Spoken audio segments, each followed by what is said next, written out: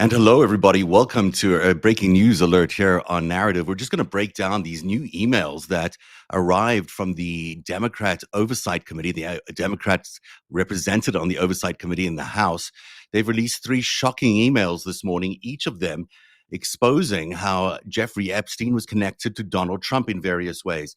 These are quite stunning finds. Of course, we've known that there's been a connection between these people for a very long time. Ghislaine, Maxwell, Jeffrey Epstein, Donald Trump. But these are the first time we've seen these come out in Epstein's own words, in Epstein's own emails, as real evidence that we are tracing now for the first time. So I'm going to break these down one by one, and maybe Lev Parnas will join us as well in a few minutes. If he does, that'll be helpful because he'll give us some political insight into what was going on at the time. Of course, he was part of the Trump world at this time. So a significant expert in terms of understanding what was happening at this time. There are three actual emails involved here. And we're going to go through each of them. The three emails were sent between 2011 and 2019. They show Jeffrey Epstein explicitly stating that Trump knew about the girls, and he asked Ghislaine Maxwell to stop. Now, we're going to speculate about what that really means, to stop what. But those were these emails that arrived, three of them now, between 2011 and 2019. One email reveals that a victim spent hours with Trump at Epstein's house. We don't know exactly what that means. What was she doing in Epstein's house? And what exactly does he mean later on when he talks about never mentioned her in testimony? And another shows Epstein and journalist Michael Wolff strategizing about how to leverage Trump's denials for political currency during the 2016 presidential campaign. So all of these are really fascinating because they provide a real purview into the world of Jeffrey Epstein and Donald Trump at a time when we, well, up until now, they've denied any connection at all. But obviously, there is much more to the story than we realize. I'm going to be joined now by Lev Parnas, who's joining us. Hey, Lev, how are you doing? Hey Zev, how are you, my brother? Give me just I have a hard literally time 1 hearing you. Give minute me 1 because for second. I'll some plug reason you when in. we're in this platform, I need to put my headphones on. I can't hear anything you're saying. I don't know if you could hear me. I'm sorry. So just bear with me for 1 more minute. You can't hear me? My wife went to grab my headphones and I'll be right with you. But incredible stuff happening Okay, I'm having today. I a hard can't time wait till hearing we you. go So give into me it. I one mean, second. Let me just see if I I was can just on fix the this. phone again. I was on the phone in the morning. Then I was on. Joys of We went live live television. with Dean Blundell. There you go. I can hear you now. Can you hear me? Oh, you hear me? Oh, 1 second. Let me see. Maybe you guys didn't hear me all the way from the top. It's quite possible you didn't hear me from the top.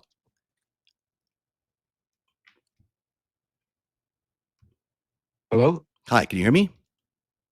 Lev, can you hear Oh, I me? hear you perfect. You hear me? Okay, there you are. Yeah, you hear me? Yeah, I might Okay, have there we had go. my Perfect. microphone off the whole way through. I'm not sure. But let me start again by saying that these three shocking emails that have come out from House Democrats. Lev will rejoin us hopefully in a second.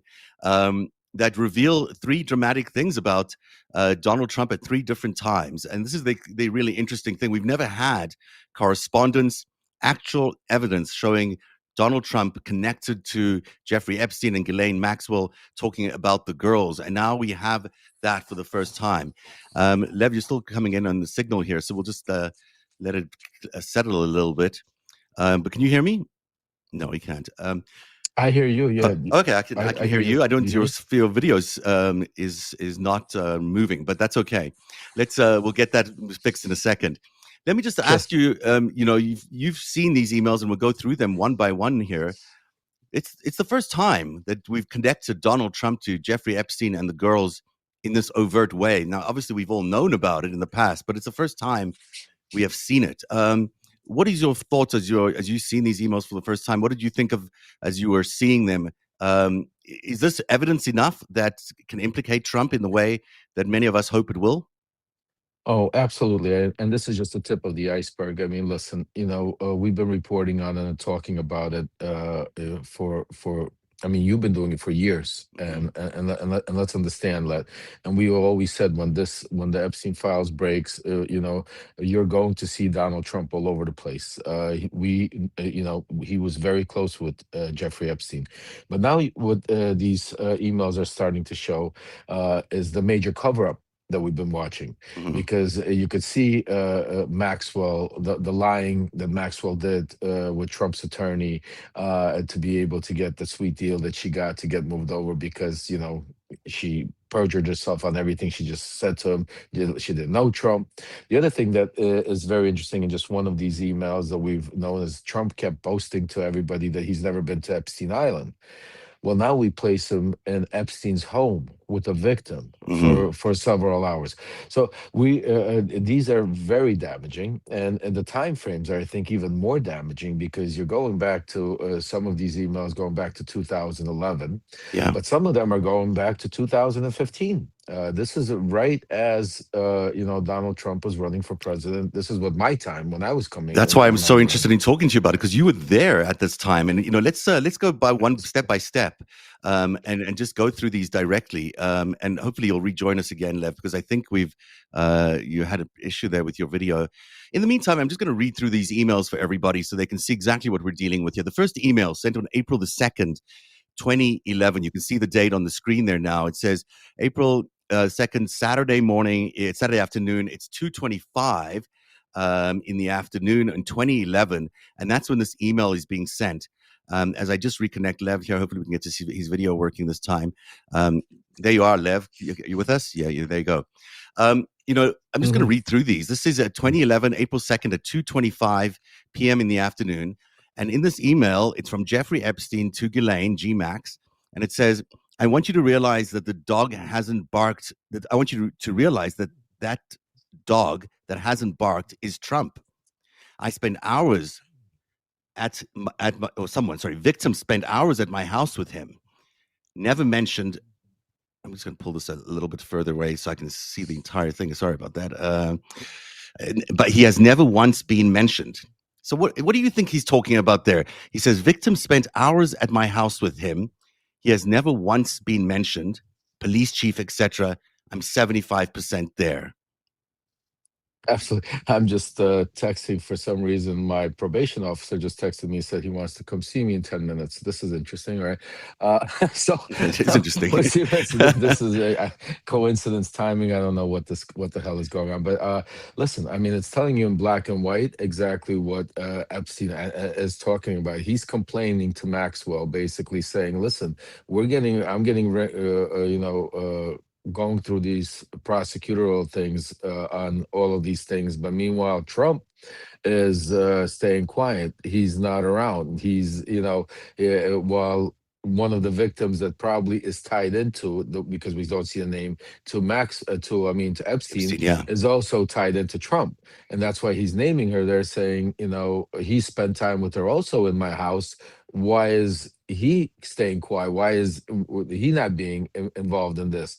And then you see Maxwell responding, saying, I thought this. What did she say? I'm thinking the same thing, or something like that. She says, yeah, basically, she responds by saying, I've been thinking about that, which is above here on this email. So the first part of this email, I'll zoom it out.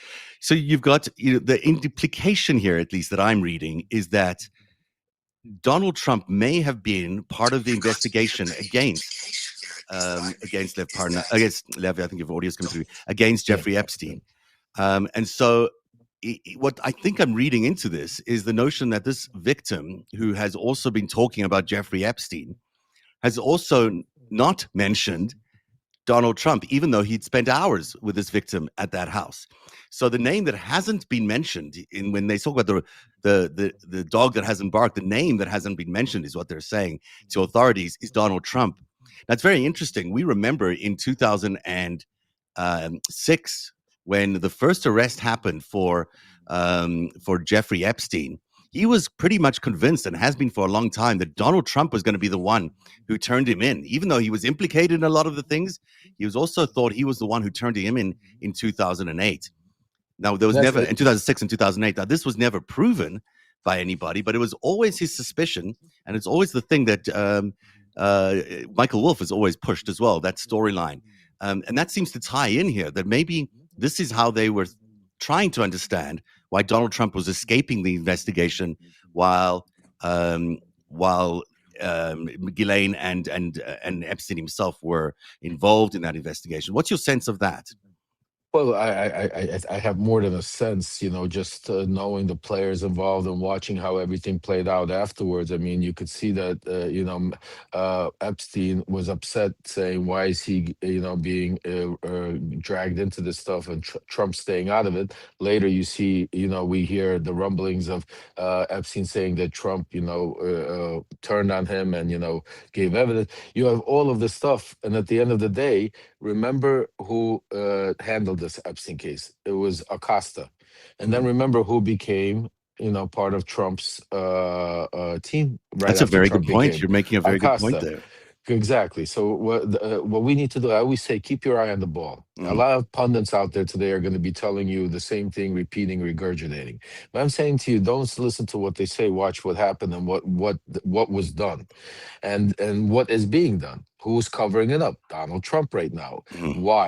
So I think what we're starting to see is that Donald Trump was part of maybe the cover up going back then, protecting himself and maybe laying out Epstein. Because the other thing, which is very important, that if you start connecting the dots of, Mhm. is who arrested Epstein?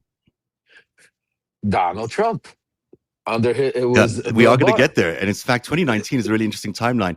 I don't want to jump there right yet, but you're raising a very important point. Just in terms of 2011, let's look at this timeline here because it's very useful to understand what's going on here.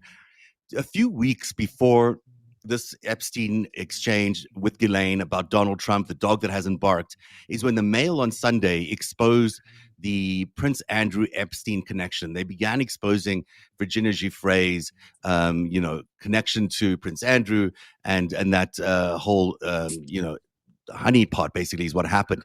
Um, and so Epstein emails Ghislaine, Trump is the dog that hasn't barked. And then, so those are the two initial emails that we see. Now let's get into the second set of emails, which is 2015. And this one involves Michael Wolff. And it's interesting to see a name like Michael Wolff, who has many, he's a controversial figure in this. Sometimes he's been considered um, a real, person on who's has access and truth on his side. At other times, you can see that he's also spinning the other side and helping them in different ways. So it's not always clear where Michael Wolff stands. But in this particular email, and I'll just try zoom in here for everybody so everyone can read it with us. Um, that's about as good as I'm going to get it, I'm afraid. Let me see if I can just quickly push this a little bit so we get a better view. No, that's about it. So this is Michael Wolff on the 16th of December, 2015. And it's from Michael Wolff to Jeffrey E. at this GEE vacation, which is an email we all know quite well for people who have been spending a lot of time researching this man. This is a particularly recognizable email address. He says it's an importance high. I think you should let him hang himself. If he says he hasn't been on the plane or to the home, then that gives you a valuable PR and political currency. You can hang him in a way that potentially generates a positive benefit for you. Or if it really looks like he could win, you could save him, generating a debt. Of course, it's possible that when asked, he'll say Jeffrey's a good guy, a great guy, and has gotten a raw deal and is a victim of political correctness, which is to be outlawed in a Trump regime.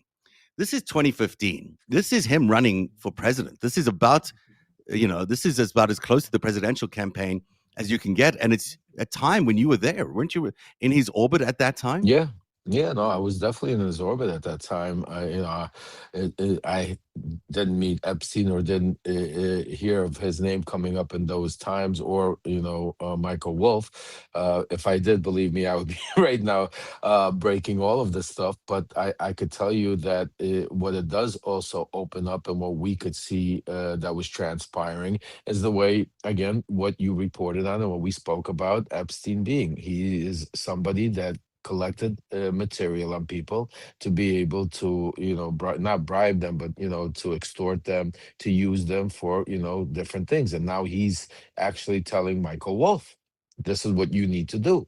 You have information on him I'm giving you that you basically, Trump's going to deny that he knows me. Trump's going to deny and lie that he was on my plane. He's giving him the formula where you could now use this, Michael Wolff, he's telling him, in a way to be able to give yourself with the probably the next president of the United States, or if not, obviously Donald Trump is a very wealthy and individual at the same time. So they were already discussing, and that's why I can't wait to speak to Michael Wolff and to see what Michael Wolff did with that. And at that time, what transpired. But it's this is playing out, and I could tell you a lot bigger than we even anticipated. Right, because when you look at the context here, this is now the rest of this email. So, um, the night before, I guess at 11:52, sorry, at 8 p.m. the night before, this is Michael Wolff saying to Jeffrey Epstein, I believe, I hear CNN is planning to ask Trump tonight about his relationship with you, either on air or in a scrum afterwards. So I think this is the debate night on December 15th, 2015. Was there a debate that we know of in December 15th? I'm going to just try to pull up the timeline here and see if that helps us identify. December 15th. Wasn't that? Wait a second. No. December 15th. That was, he just announced. It says He in just my timeline announced. here, this is that Michael Wolff emails Epstein, CNN planning to ask Trump about Epstein relationship during debate. I'm not sure if that's accurate, but it seems to be during the Republican primary. So the Maybe, Republican maybe, Trump maybe, surges to the maybe the front. Republican part. Maybe during Right, the Republican part. Yeah, because right, I'm thinking about the right. presidential day, but there was the yes, yes, So yes. now Okay, we're you're like, if you right. put yourself This is in that time yes, frame of yes, yes, you're in the yes. Republican presidential campaign in the primaries. Trump announced his presidential campaign June 16th of 2015. In July of that year, he's now the front runner in the Republican primary. And then he's got this election night on CNN. And Michael Wolff emails Epstein saying that they're going to ask you about Epstein relationship during the debate. Wow, that's a big thing. See, I don't think they did. that They that didn't do that, that.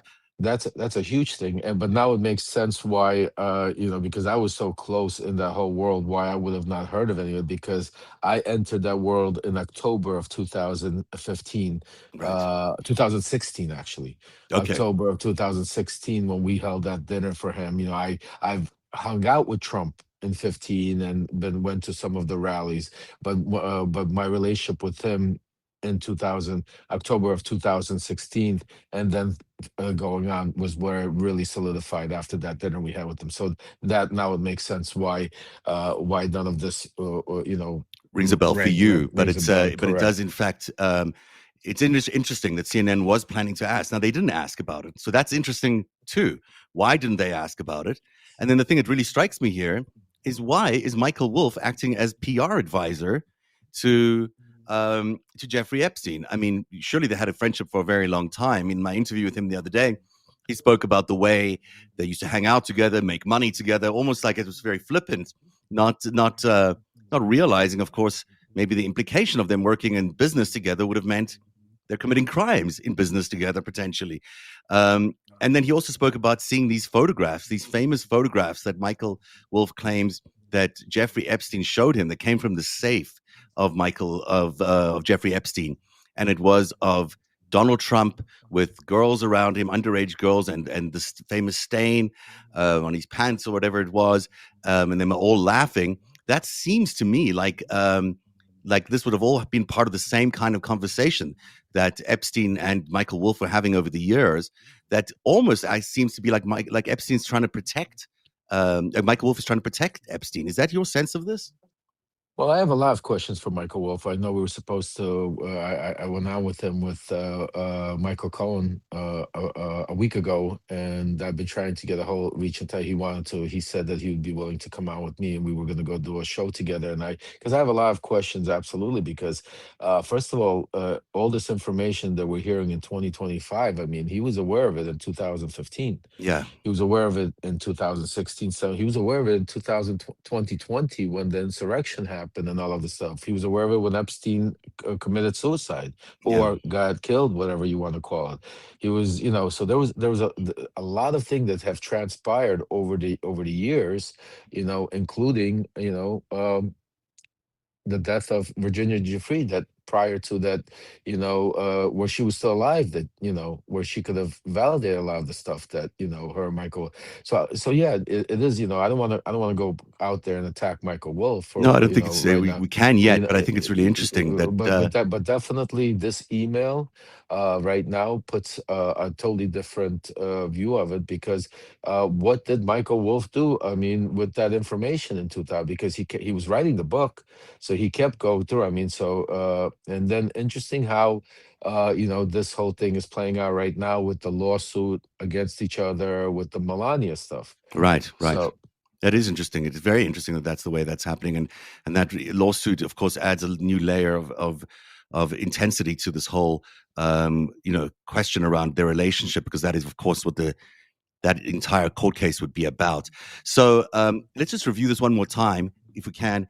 I think you should let him hang himself. I think you should let Trump hang himself, is basically what he's saying. If he says, if Trump says he hasn't been on the plane or to the House, then that gives you a valuable PR and political currency. So it gives Epstein valuable PR and political currency. In other words, he might be able to help the other side bury Trump, or it might help other people in the presidential Republican primary bury Trump. So then he says, you, Epstein, can hang him in a way that potentially generates a positive benefit for you, Epstein, or if it really is looks that like, is that Wolf? I'm sorry, is that this is Wolf Wolf talking to give so Epstein. Wolf is the one giving Epstein advice Yes, about how he could bury Trump. yes, Interesting. and how he could be political currency with the other side, either other Republicans or Democrats, presumably, to gain that currency. And if it really looks like Trump could win, you could save Trump, generating a debt, of course. So he's also saying you also hold some cards that you could help save Trump. Now, of But course, see, this is the interesting part. That means he would have to lie and cover up for Trump, and he would have to go expose other people against Trump. yeah, So Michael Wolff is basically right now saying, I mean, put you this out. I know this sounds crazy, and I don't want to. What's it called? But one of my charges was conspiracy, and conspiracy is like that's a pretty damaging email. I could tell you that much. yeah, it does Very. seem like they're. Yeah, that could in fact be something like that. And then he goes on to say, you could be generating a debt, of course. So that's the phrase there that would be really if he interesting to any if he prosecutor. becomes if he becomes president. Yeah, yeah, interesting. Of course, it is possible that when asked, he'll say, "This is Trump will say, Jeffrey's a great guy and has gotten a raw deal and is a victim of political correctness, which is to be outlawed in a Trump regime." Now, he did in fact say he's a great guy many times Yep, in front of the press, and he did say, like girls on the younger side. He also said very nice things about Ghislaine Maxwell, yep, who's yep. also currently, not saying anything bad about Donald Trump, who might have also generated a debt with Donald Trump, which is why she might be facing clemency right now, and living in luxury at this camp. Well, So, I reported on it today, and I broke some of the news inside that it's not only that she putting for clemency, that I'm hearing that she is now, especially with the information that's coming out, because I guess her lawyers were aware that there was a dump coming, and you have to keep in mind that she knows that this mhm, stuff exists. She knows that, because her lawyers, Trump might not remember everything, and I mean, and might not know, because some of these emails are not to him but are about him, concerning his actions. But she knows, she was on those emails. She was his right hand. She was aware of everything that was going on. And think about what she testified, not to, well, testified with what's his name, Todd with Blanche. Todd Blanche. I mean, basically saying that not only that Trump was never around, she never see. Now we have her in his house with a victim. Mhm. We also have her confronting that she was aware of everything that Trump was aware of everything her, Maxwell, and him were doing at Mar-a-Lago with the girls. Yeah, that's the You next know, email, which is just a which really we're gonna get. Yeah, tantalizing email. And before we get yeah, there, I just want to yeah, yeah, place this in the yeah, timeline here, because yeah. Trump announced his presidential campaign in 2015. Then we see that he's surging to the front. Then comes this potential question at the presidential campaign, and then you get this political currency advice. And then just to wrap that up, December 2015, there's no ultimate question afterwards or in the scrum for Donald Trump about Epstein. And now this bombshell email that is email number 3 that will show up here in a second, I hope. Let me do it this way. No, let me. This is email number 3. So, sorry.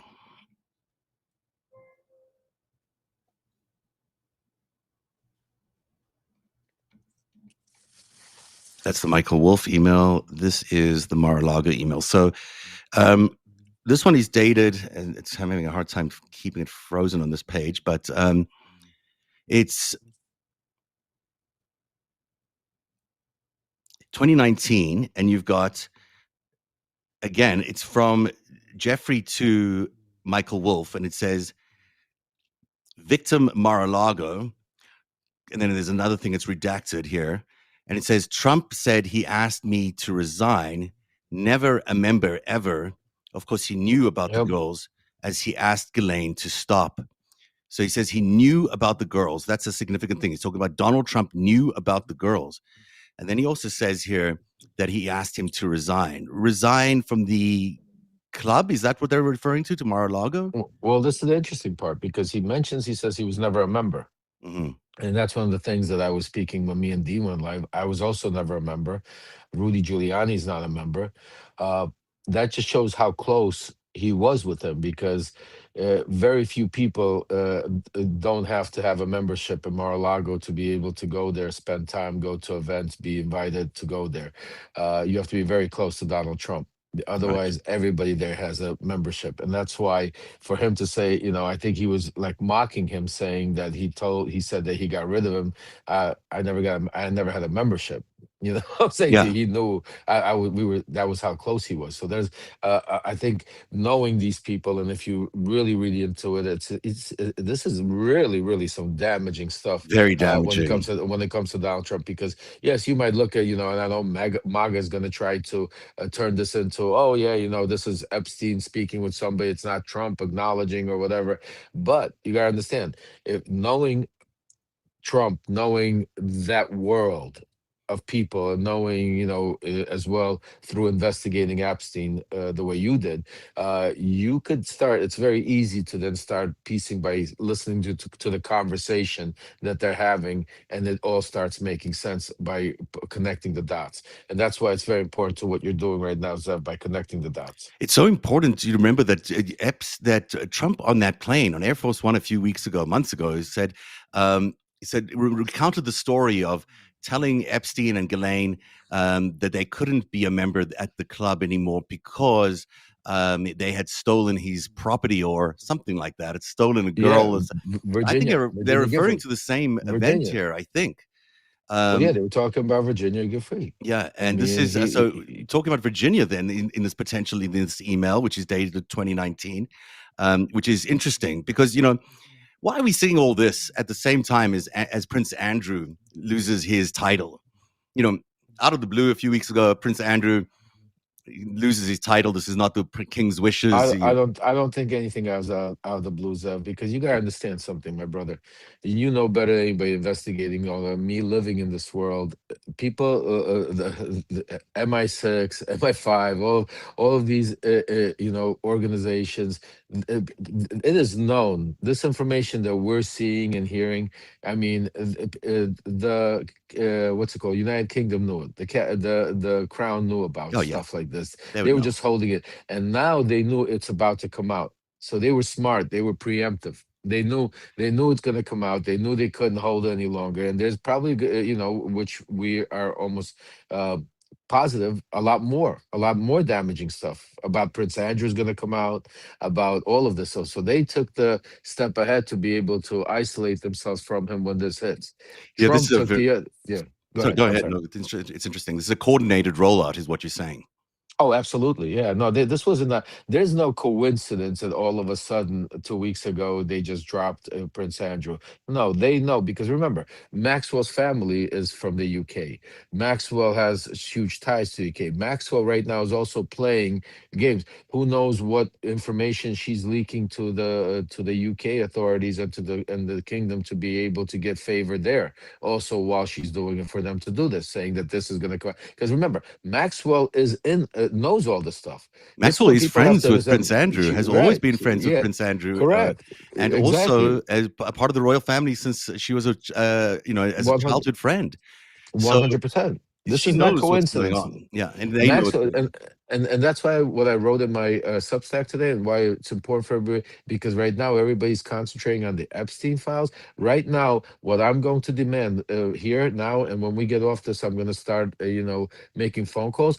Giselle Maxwell should be right now to picked up, transferred into a maximum security prison. Mhm. She should be charged with a slew of extra, lying to the government and all kinds of other things, put back into a prison and start there. That's the first thing that should happen. Because she's a That's the very flight first. risk, isn't she? I mean, at this She's a point, fly she risk. she Absolutely. can walk out That's of the there first thing. probably.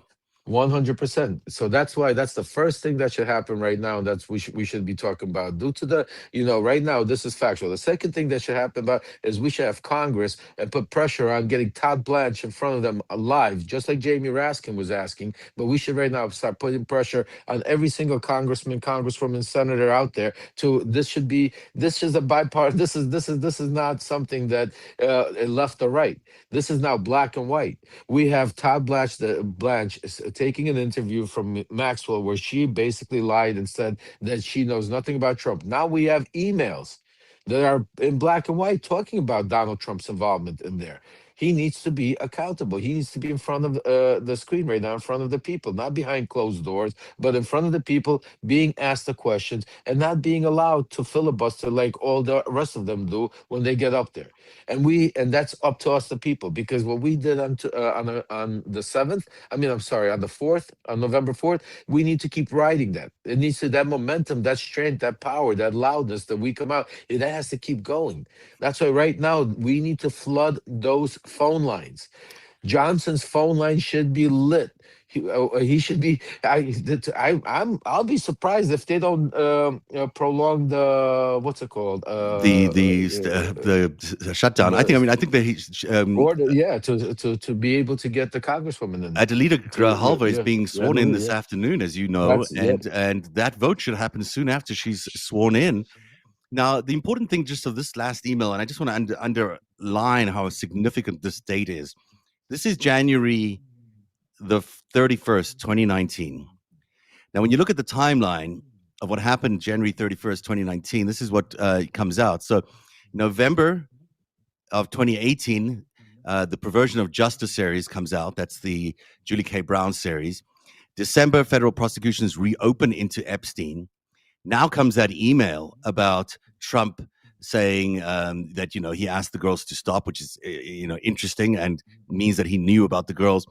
February 21, 2019, federal judge rules prosecutors violated victims' rights in the 2008 case, meaning they're reopening the case.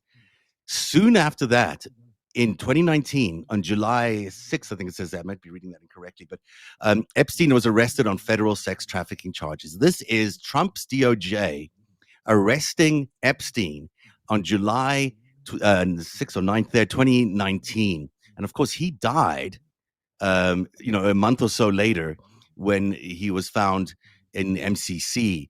And then they said it was suicide, but of course, there's really big questions about whether it was Right. suicide. So connect those dots with this email here. Now you have this email showing up on the 31st of January, where he's consulting Michael Wolff about what Donald Trump is saying about Mar-a-Lago and this victim's testimony at Mar-a-Lago. And we know that this is the year that a few months later, he was arrested and then ultimately was found dead. Now, there's lots of stories about what happened in while he was in jail, in custody. Steve Hoffenberg told me directly during that time that Epstein was cooperating with authorities. He was giving them the information before he died. Now that we know some of that information may have included Donald Trump, well, that's a whole And different there, and here, thing. and this is where it gets even more dangerous, because if he was talking, if your investigation, which I think is 100% right, because it even makes more sense, because the gatekeeper to protect Donald Trump was Bill Barr. Hmm. I got just like he arrested me in 2019, a few weeks after he arrested Epstein, and after, or a month afterwards. The same way, it was all to shut up. So when he heard that Epstein was talking, Yeah. and all of a sudden we have this coincidental, or hanging in a cell, where all of a sudden Bill Barr has a lot of answering to do. See, this is what I'm saying to you. We concentrate on a lot of people. Yes, we know Trump's in there. We're good, but where is Bill Barr? Where is Bill Barr? And he needs to respond and answer to a lot of the stuff's going there. Where is Todd Blanche right now? We need to go after him. Right now, Maxwell should be picked up and taken out of there literally right now. As we're speaking, she should be handcuffed, taken into and transferred into a secure maximum security prison where she belongs. I mean, these are the things that need to start taking place. I mean, and there should be an outcry, not just from the people, but we need to put pressure on our congressmen and senators out there right now. The phone line should be lit. Do not let them get away with it. They need to confirm the congresswoman today. They need to make sure we get the 218 votes, and we need this onslaught to continue, because Trump, these we just saw about Trump. There's a lot more people than Trump in these emails that we're going to break down and through the next couple of hours and the next day. Because this is just the tip of the iceberg. Obviously, they've just given us a selection of emails over a large range of dates. I mean, you're talking over, the first one was 2011, of 8 years of connection here that they're saying happened. That this was an issue during the presidential campaign, that he knew about the girls as late as 2019. He was talking about it, but this is a long string of emails that suggest there's a lot more in between. When he talks about the dog that hasn't barked. Was Trump the person who first connected Epstein and the police? And is that going to be his defense to all of this, that he was the guy who did this? On the other hand, you've got the president and the involved in these horrific events. Can we really have a president of the United States who was aware of a sex trafficking ring? And that's just the tip of the iceberg in terms of what Epstein was involved in, who was participating in the sex trafficking, who was being trafficked girls from Jeffrey Epstein, according to these emails. How can this be the president of the United States? Well, let me ask you this. I'll give you another one, Zev. What if let's take this scenario? I hate to throw things in the air, but this if we're going to connect the dots and look at these emails, I mean, what rings out to me, that knowing these people, how things work, is Epstein starts getting investigated, right? Mm-hmm. And Acosta is in charge of the investigation. Yep. Pam Bondi, all of these people are still in charge in Florida, remember? Right. Good point. Donald Trump at that time is very involved with all of these people that happen to then later be right now a part of his administration. But let's take it back there. Now, once they start looking into Epstein, all of a sudden, what do they find? They see that this victim, this one maybe victim, maybe not a lot, but maybe this one victim happens to connect Donald Trump to Epstein. Mm-hmm. And what if Acosta or Pam Bondi or somebody in that, gives Don, him a call and say, "Hey, Don, you're in here." Mm-hmm. And what if Don turns around and says, "You know what? Let me give you some more stuff about Epstein. Bury that." Mm-hmm. That would have been very much like them. Actually, that's what those guys did. Exactly. And that's why what happens when he becomes president. The first person, Acosta, becomes part of his team. Because he's the one and Pam Bondi was Pam Bondi was at this time she was still part, she was head of the attorney Raga, Republican Attorney General. I mean, she became his lawyer. I mean, she was part of the team, but the first person to go be part of the administration, because the guy that really cut the deal, that left Trump out of there, and they gave, because put this all together, would basically gave Epstein the prosecution, gave Trump out, and gave him a sweet deal all at the same time, was Acosta. Yep. And he gets promoted, and then as soon as the Epstein files, he gets arrested. What does Acosta do? He resigns right away. And it's interesting, when he testified the other day, I think there's plenty of evidence now to suggest that he perjured himself, because we know that the evidence that we've now received from the various court cases, and that he was aware of so many other things that he's not confessing to. He knew that there was a financial investigation underway by Maria Villafana, who was the prosecutor in the original case against Jeffrey Epstein. She had also launched a money laundering investigation at exactly the same time, leading into 2008. So around 2006, 2007, she launched a money laundering investigation that was exposing Epstein. And she did this with the feds. And that was also done away with in the same plea agreement that Acosta negotiated. So now you've got an even, a former head of Department of Labor secretary who perjured himself under oath, potentially, in front of the committee, lying about what he knew back then. And now come these additional emails, which suggest the president himself, who appointed Acosta, who later appointed Pam Bondi, that he himself was involved in this operation and maybe was trafficked people too. I mean, that's remarkable. Well, think about how many people have been lying. You Mm-hmm. got the president of the United States lying that he doesn't know anything going on, never been in Epstein's house, never been to his island, doesn't know the girls, doesn't know what's happening, right? Yeah. Lying, pants on fire. You got Pam Bondi, Attorney General, sitting there saying that she had the Epstein files on her desk. She saw everything. She went through with the time go. Trump is nowhere to be found. He's clean and dandy. You got Todd Blanche, the Assistant Attorney General that used to be Trump's also attorney, sitting down, having a powwow with Maxwell, not to find out any information or criminalize anybody, but to get her to go on tape and say Donald Trump is an incredible man and did nothing wrong. And Mm-hmm. after that, she gets transferred, gets a puppy, and is living, gets Uber delivered to a federal prison.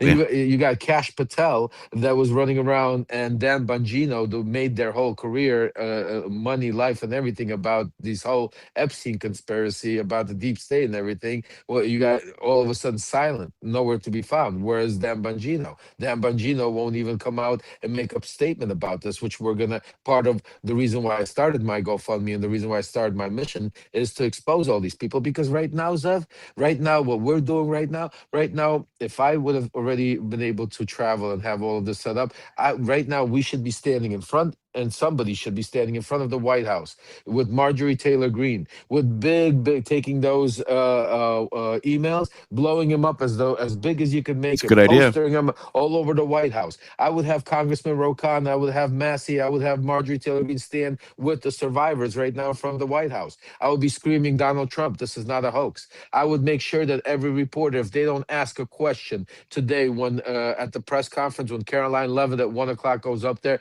and doesn't bombard them with just these emails, I would fire every single one of them. This Yeah. is what I'm saying to you. This is the time. If we do not put pressure, if we do not join now and start doing everything, and when we have this type of momentum, then I'm sorry, folks, there's nothing else to talk about because this Is is it. this is really is it? This is the kind of information that we've all been saying for a very long time. Lev, you've been one of those voices. I've been doing this since Yeah. 2019. I mean, I've been saying this stuff about Epstein and Trump is serious. It's big, and it can bury the president politically, of course. And when you look at this timeline and look at the extended timeline here, and you're so right about the action needing to happen. And people Lev is always asking people to join his movement. Everyone should subscribe to Lev's.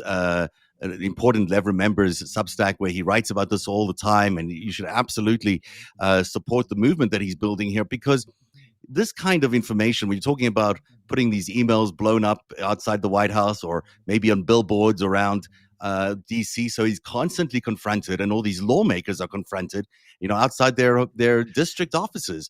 They need to see these emails Yeah. all the time. I would put this. I'm sorry to Yeah. interrupt you, but this is. I'm so passionate about this because this is what we did for MAGA. This is Mm-hmm. what I'm trying to say to you. This is what I want to do to them. I know how to do this because I've implemented on the other side when we destroyed Hunter Biden's life, when we destroyed Joe Biden's life, when we went after all of these people with lies, Mm-hmm. disinformation. But now we have facts. Yeah. I would post these emails and blow them up in the halls of Congress. I would post them in front of every congresswoman and congressman's office in front of them where they make all their signs and post all that sign.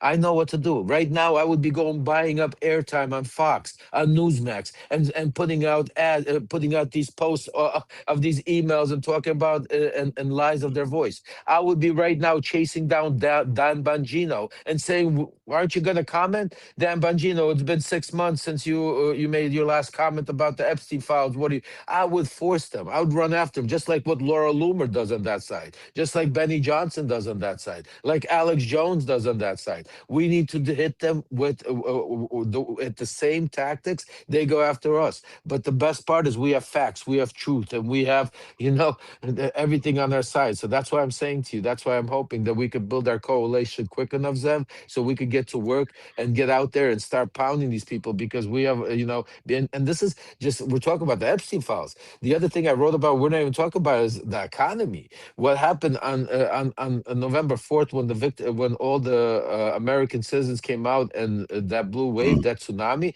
that was that. Just think about that momentum, and now this. Yeah. Let's And go, folks. Time to wake up. I mean, the dog that hasn't barked is quite the visual, and you could see how that would work in a billboard. The other thing that's going to come out, as I've been reporting in the Greatest Heist too, is the financial manipulation, the financial crimes, the crashing of the 2008 market that cost America $40 trillion. I mean, this is just the sex stuff. The girls, as horrific as it is just a small part of the criminal operation involved here. The much bigger part is the financial crimes, the theft of the American economy as they collapsed the market using these mortgage-backed securities, and then left so many people homeless, took away so many people's American dreams, and now they're contemplating 50-year mortgages because no one can afford homes. The reason they can't afford homes is because of the same network of people that involved Jeffrey Epstein and Donald Trump and all these others. So it's really important that everyone realize that this is much bigger than just these girls, even though the girls is obviously the most horrific piece of this. Really, it's kind of shocking when you see all these details. And we're going to leave it there, Lev, because I know you got to run. But I want everyone to just look at this timeline one last time. It starts with Prince Andrew's revelations in 2011.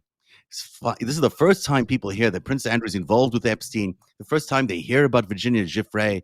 I mean, think about how stunning a revelation that is, how mad the Queen was at the time that her favorite son was involved in this thing. We had known that he is also responsible for helping kill the original Prince Andrew, was involved in making sure that that original case disappeared in a plea bargain with Acosta and company. And then we also know that he's no longer a prince. Now it's been 14 years, and now he's no longer a prince. They've had plenty of opportunities to make him not a prince before. They chose to do it just a few weeks ago because this is how big this is. If it's costing the prince his title, if it's costing the king's favorite brother his title, what's it going to do to the American president?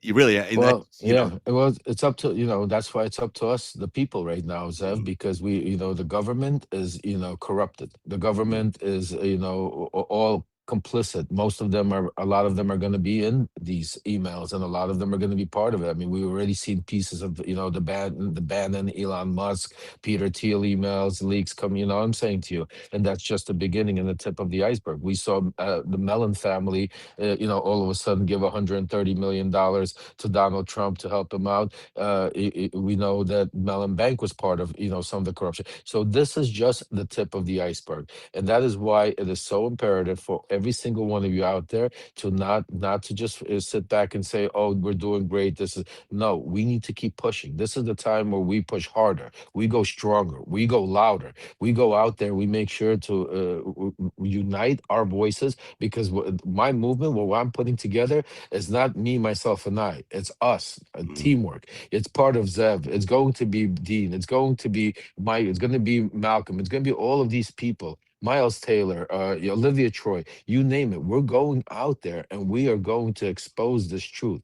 But the difference, what we're going to do compared to a lot of other people, is they don't know Donald Trump and his inner world. They weren't part of that making of MAGA. They don't know how to fight fire with fire. Yes, Gavin Newsom is doing a little bit of it, but he's in his echo chamber. He's not reaching out to the rest of the world, because as far as the rest of the world, he's considered a leftist that nobody wants to listen to. But we don't have that, because they consider me still, at one point I was one of their own. And that's the advantage that we have, because they will listen and we will debate and we will talk. And as long as I have you behind me, and as long as we have the platform to be able to go do it, I know the strings that we need to push, and we're going to start doing it. Some of them are even minor, like I said, blowing up these emails right now and posting them all over the Congress halls. Think about what happened with Hunter Biden. What did we do? Marjorie Taylor Greene and everybody blew up pictures of Hunter Biden and Mm, all that's over right. Congress. They should be all Same over thing. that committee hearings Same today. thing. Same thing. Whenever We they should have can, they should pictures. be pushing these things Exactly. out. Pictures of Epstein. Right now, when they're singing Congress, they should be putting up pictures like just she did of Hunter Biden, of Melania Trump and Epstein and Donald Trump standing up there. A picture of the emails going up. Believe me, I know how to get them and how to do it where they're not going to be sitting there talking to you about how they're, going to have ICE attack you or do this. They're going to be sitting there at each other's throats, just like you saw them a week ago before Mm. we had these 8 deserters change this whole narrative. If after November 4th, if you saw Donald Trump, he was at their throats, he was threatening them, telling them to go nuclear. They were all on their hides, we were on the offense. That's where we need to get. Today is the day where we need to push it and make it stronger and louder. And please make sure you subscribe to Zev Shalev, because the guy's been following them since 2019. And then this is, like you said, there's a lot more behind this that's going to be uncovering the financial crimes. So this is just the tip of the iceberg, folks. I want you to make sure that you go hit the button, subscribe. Make sure you also put your notifications on, because all day today we're going to be breaking a lot of stuff. My phone right now is lit up. So as soon as I Yeah. get off of here, I'm going to go make phone calls, find out what's going on in Trump world. We're going to be bringing it to you live and telling you what's going on. But there is chaos going on. We have the momentum. Keep it going. This is the time. Push it harder, stronger. Give it a little bit more. Just when you think you don't have enough, squeeze a little bit more. Because I promise you, come 2026, when we take back the House and hopefully the Senate, that's when our world comes back to normality and we start building back to everything he's tried to destroy. Just adding to what you're saying there tonight, Jamie Dimon, the CEO of JP Morgan, and a bunch of other Wall Street executives who were involved in that 2008 crash are all going to be at the White House. Donald Trump has called them Oh, all for a meeting. I wonder why. So that's going to be an interesting conversation they have today. We'll also follow the White House press conference. Lev Remembers is a must subscribe for everybody watching. Thank you, Lev, for spending the time with us today. You're doing important work in terms of building up the resistance against Donald Trump and exposing these very things the way MAGA was used to expose Hunter Biden and others. You're suggesting that you're going to use those same tools now against Donald Trump. And these are the things that he understands. He understands these kinds of tactics, and hopefully that has an impact. Well, thank you so much, Lev. I really 100. appreciate your time. Really terrific stuff, and Zev, thanks for being here today. absolutely love you, brother. And I'll see you later on today. Take care, man. Cheers, man. Have a good one. And that's Lev Parnas leaving us now. I'm going to just spend one more minute here just reviewing what we've been talking about here. These are such significant emails. This is not a mistake that they've come out today. They will raise lots of questions for a lot of people.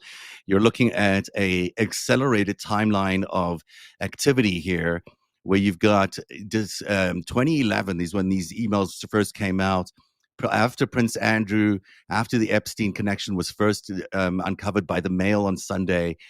Then you had these other range of events that started off with this first email where Epstein emails Ghislaine, and she says she's thinking about that very thing, and then also mentions that this is about the dog that has barked. I'm going to put up that email for you so we can just take a look at it one last time. I actually can't believe we are seeing all of this out in public. This is on the 2nd of April, I believe, 2011 at 7:09 p.m. Ghislaine says, I've been thinking about that. That's after Jeffrey Epstein earlier that day sent to her on a Saturday. I want you to realize that I want you to realize that dog that hasn't barked is Trump, meaning Trump is the one who is bringing the case against Jeffrey Epstein to the police. That's what I read out of that. I want you to realize that dog that hasn't barked is Trump, which means he is not implicated in the investigation. And because he is that dog that hasn't barked, it's potentially possible that Trump was fingering his friend, bad choice of words there, but ultimately pointing a finger at Jeffrey Epstein about this dog that hasn't barked, meaning he was the one who potentially, as Epstein had always thought, that Trump was the one who turned him over to the cops. And here is an indication in Epstein's own words that he is, in fact, that very, very person that he suspected. Wow, what a dramatic, new, and important piece of evidence. Just that one line is that dog that hasn't barked. Then he goes on to say that a victim, it could be any victim, it could be Giuffre, it could be anybody else, we're not sure. Actually, not Giuffre, I don't think she said she ever did that, but so-and-so, the victim, redacted, spent hours at my house with him, meaning with Donald Trump. He has never once been mentioned. So he has not come up once by the police chief or anybody else. He's saying, Jeffrey Epstein is telling Ghislaine Maxwell that he is 75% sure that Donald Trump was the one who gave the orders. Who gave the orders, I wouldn't say because you couldn't give the orders, but who gave the evidence against Jeffrey Epstein. He was the person who may have been originally targeted, but he instead, later on, we were thinking maybe he is the one who told cops, who told the police chief about Jeffrey Epstein and the women. This was a suspicion that Michael Wolff, who seems to have been in great contact with Jeffrey Epstein throughout the years, which is another whole line of questioning, which really needs to be understood. And we're giving him some latitude here, but there's a room for a significant amount of criticism about what Michael Wolff has done here. But at this point, we know that Michael Wolff shared with everybody on several occasions that Donald Trump, Jeffrey Epstein suspected that Donald Trump was the one who turned him over to the police. And here we see Jeffrey Epstein saying exactly that, but also saying he was involved in those very same crimes. So, Trump is going to try spin this as, well, I wasn't involved. I was never in, and this is just Epstein, suggesting that I did that. Or he's going to say, yeah, I'm the guy who turned him in because I was so appalled by everything he did. It doesn't matter. He was involved in all these things for years, not just on this date, which is exactly what Epstein is saying from the grave here, as it were, explaining to everybody what many of us have wanted to know. This is a very significant email that's being rolled out at just this very specific time. She says, I have been thinking about that, meaning she has been wondering if it's in fact Donald Trump. Now, Ghislaine Maxwell right now is sitting at a luxury camp prison in Texas, in Bryan. She knows all this. She lived all this. She didn't say any of this to Todd Blanche when he interviewed her, which suggests she was lying to Todd Blanche. We, of course, know all that. She says that Donald Trump was always the gentleman. She didn't say Donald Trump was the guy who ultimately reported my friend Jeffrey Epstein to the police. She didn't say that. She said he was always a gentleman, and she got a sweetheart deal for that, didn't she? Again, it looks like there's a conspiracy here to cover up this entire affair, and that Donald Trump, Pam Bondi, and the rest of the Trump administration and the Republicans in Congress, frankly, could be involved in a cover-up right now, as we speak, are involved in a cover-up. And they have allowed a deal, which is an obstruction of justice deal, to allow someone who should not be at a minimum security prison camp, who's a sex criminal, to be at that prison camp. These are very significant things. As we're watching the House return to government now to do the shutdown vote, and then the Epstein scandal continues. We'll try to bring you that live. Look, these are very important emails. I'm going to spend one more time just looking at this second email. This is to 29. Let's go back to the 2015 one, just so it's all consecutive. This is when Donald Trump is running for the presidency. He's in the primaries. This is debate night, believe it or not, debate night in 2015. And because of this question that comes from Jeffrey Epstein to Michael Wolff, he says, I hear CNN. How does he hear CNN? How does he know this from CNN? Is planning to ask Trump tonight about his relationship with you afterwards. Oh, sorry, this is Michael Wolff to Jeffrey Epstein. Even more curious, how does he know? How does Michael Wolff know this about what CNN is going to be asking? Then he says, Jeffrey Epstein in response says, if we're able to craft an answer for him, what do you think it should be? Now, can he craft an answer for him? Is he allowed to craft an answer for him? And then he gives out these three options. Michael Wolff advising the president, advising Jeffrey Epstein about how they can get themselves out of this situation where Epstein might be asked about Donald Trump. And so it's interesting. Donald Trump and Jeffrey Epstein sometimes could be seen working together, sometimes could be seen to be working against each other. But Michael Wolff's response will be asked, scrutinized by everybody right now, because what did he know that he's not revealed before? clearly he was advising Jeffrey Epstein here on what should happen, maybe even advising Donald Trump on what should happen. He seems to be on the side of Epstein in this conversation here. He says, I think you should let him hang himself. If he says he hasn't been on the plane, it'll give you valuable PR and political currency. In other words, use it to work with his opponents or use it to get a benefit or reward from him to save Donald Trump, which is exactly what it appears Ghislaine Maxwell has done. Unbelievable. And of course, we have heard Trump say that Jeffrey is a great guy. We've heard him say that many, many, many times, which is interesting. It's interesting that he said those words, and he said that as well about Ghislaine. And then comes this bombshell of an email from 2019. It's January the 31st. Michael Wolff is getting an email from Jeffrey Epstein months before he dies, months before he's arrested. And it says, victim was at Mar-a-Lago. Victim is redacted. He says, Trump said he asked me to resign, meaning he asked me to resign Mar-a-Lago. But he was never a member there ever. So how could he ask for the resignation? Of course, he knew about the girls as he asked Ghislaine to stop. So again, this confirms what Donald Trump said on Air Force One, that he had found out that Ghislaine Maxwell and Jeffrey Epstein was stealing his girls, including Virginia Giuffre, which he termed as property, almost stolen. That's such a bizarre choice of words. What are we really seeing here? We're seeing confirmation that he knew about the girls. And of course, the timeline here is critical because Donald Trump gives us that timeline. I think it was 2002, 2003, or maybe I'll have to correct myself. I'm going to find out the timeline of that initial event. And of course, we know that it took 4 years before their friendship ended in 2008. So I'm going to say 2004 was when Trump told Jeffrey Epstein and Ghislaine Maxwell to stop stealing his property, his girls, whatever he called them. Horrific use and choice of words. He was referring to the late Virginia Giuffre, a victim of Jeffrey Epstein and Ghislaine Maxwell, who, of course, was found having committed suicide a few months ago. It's clear to me here that what we're seeing is confirmation of that event.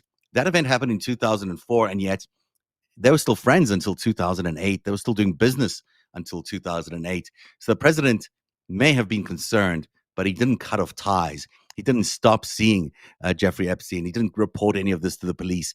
Then it sounds like he did that maybe as late as 2011 or 2006, perhaps.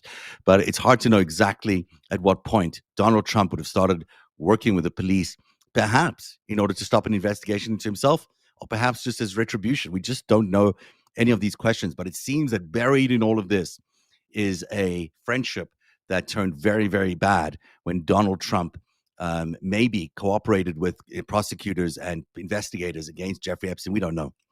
I'm surmising a lot of that. But that's, I think, what Epstein is saying with the dog that hasn't barked. All right, that's the analysis that we can give you right now of these emails. It's bombshell stuff, as you know. My thanks to Lev Parnas for joining us in this reporting today. Lev is full of the right stuff when it comes to bringing it to this administration the way they did to the previous administration. He certainly was there when MAGA was building itself up. Now he's trying to use the same tactics against President Trump, knowing what he knows about Donald Trump from the inside out. It is important that we all stay unified right now. Those of us who are opposed to fascism, who are opposed to the end of democracy, who are opposed to this totalitarian rule that this administration is bringing us, that we stay united and that we stay focused on the prize. And that prize really is an end to this regime. And we can't say that in a way that's violent or anything like that. We're not suggesting that at all. But the rule of law has to be paramount in America. No one is above the law. If the law has been broken here, and maybe it has, it certainly cost Prince Andrew his title. If the law has been broken here, something needs to be done to make sure that this outlaw regime is a potentially outlawed regime is not in power anymore. As we pointed out today, Alex Acosta, Pam Bondi, all these people, Alex Acosta lying under oath, that needs to be investigated and done so immediately. Pam Bondi, Kash Patel, all these others who basically constructed a cover-up. Everyone in Congress right now, including Michael Johnson, who's delayed the swearing in of Adelita Grijalva. All these people need to be absolutely scrutinized in a dramatic way, as we need to understand why this cover-up was allowed to go, the president's role in activating this cover-up, because he clearly had a role in coordinating and activating this cover-up.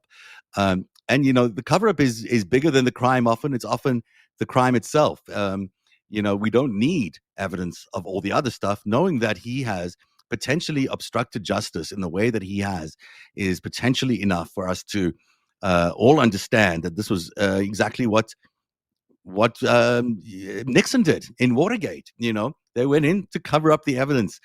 They went in here to cover up the evidence. They were trying to cover up the connection between Ghislaine Maxwell and Jeffrey Epstein and Donald Trump, which we see here. And remember this incredible video, which we'll play back a little later on, how close these two were in 1992 and all the way through 2008. They were such good friends. This was a party at Mar-a-Lago where Jeffrey Epstein says he was never a member, but where Donald Trump said recently Epstein and Ghislaine stole one of his masseuses from the massage spa over there, and he called that property. He was furious at that.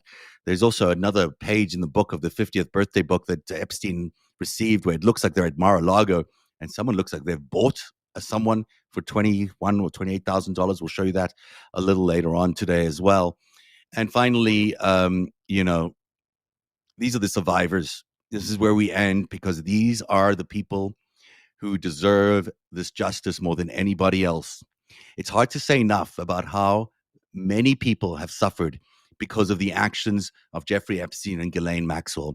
These women have put in years of effort to try and expose all of this. These women are the victims who suffered so much, the trauma that some of these women have suffered throughout their lives and have been re-traumatized time and time again by every news cycle that's come out, by being treated like just pawns on a chessboard rather than real human beings by these people like Jeffrey Epstein, Donald Trump, and Ghislaine Maxwell.